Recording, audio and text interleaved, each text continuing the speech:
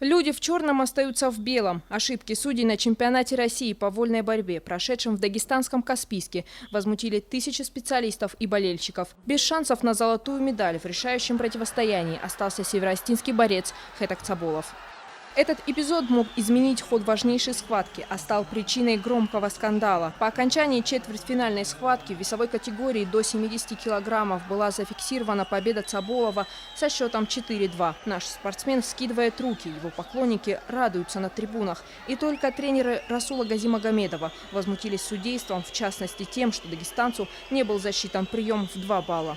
Стоит отметить, что протест был подан лишь по окончанию схватки, тогда как по правилам сделать это можно в течение 5 секунд после эпизода. Соревнования были приостановлены на всех коврах, к спору присоединились болельщики. На Цаболова больно смотреть. Судейская коллегия, побоявшись потасовки между спортсменами и болельщиками, приняла явно неправовое решение в пользу дагестанского борца, тем самым удовлетворив публику.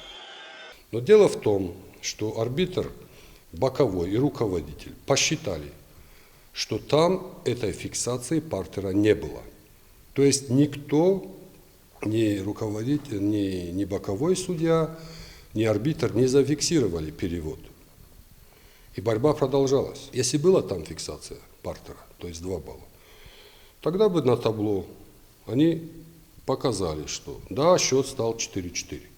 Если бы Хетак знал, что он уже проигрывает, он предпринял бы, наверное, какие-то действия, чтобы все-таки отыграться, выиграть.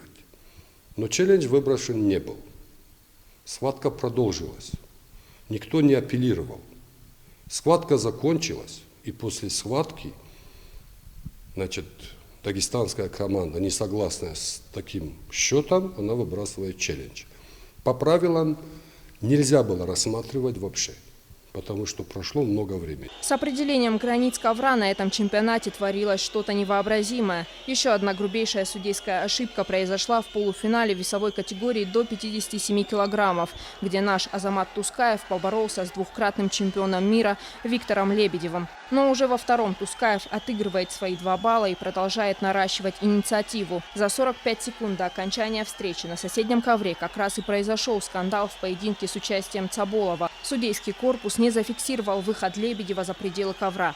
Североостинский атлет лишился заслуженного балла. Если спортсмен готов, он должен выигрывать и вырывать победу. Да я сам боролся, я выигрывал у судей в таких встречах. Я не боролся уже со своими соперниками. У меня бывало, я разворачивался и готов был бороться с судьей уже, потому что каждые мои действия где-то не оценивали, где-то. Я же сам тоже через это прошел. И поверьте, я был в такой же ситуации, как Цаболов сегодня, как Рамонов, как ребята. Был абсолютно. У меня не было тоже все идеально. А то, что было сейчас, это будет и завтра, и послезавтра. Просто, конечно, не хотелось бы, потому что не касается нашего самого основного вида спорта, это вольной борьбы.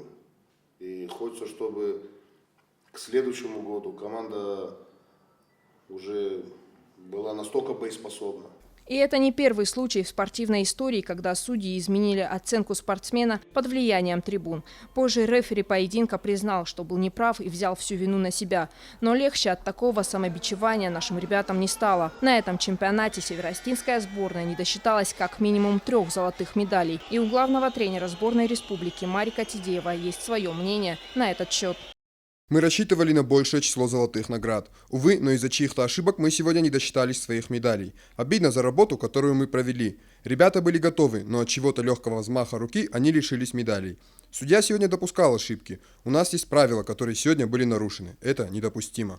Чемпионат России в Дагестане показал, что конкуренция в вольной борьбе по-прежнему запредельная. И несмотря на беспрецедентное давление на нашу команду и подковерные игры, Сослан Рамонов, взявший серебро, и Хетак Цаболов все же возглавят сборную России на европейских играх и на чемпионате мира как действующие чемпионы мира по вольной борьбе. Третьим представителем Осетии на чемпионатах станет рекордсмен России Хаджимурат Гацалов. Но остается открытым вопрос, не убьет ли дух игры такие человеческие ошибки. Земфира Лулаева, Тимур Мазаев, Олег Рамонов, Заур Цеов, Осетия ТВ.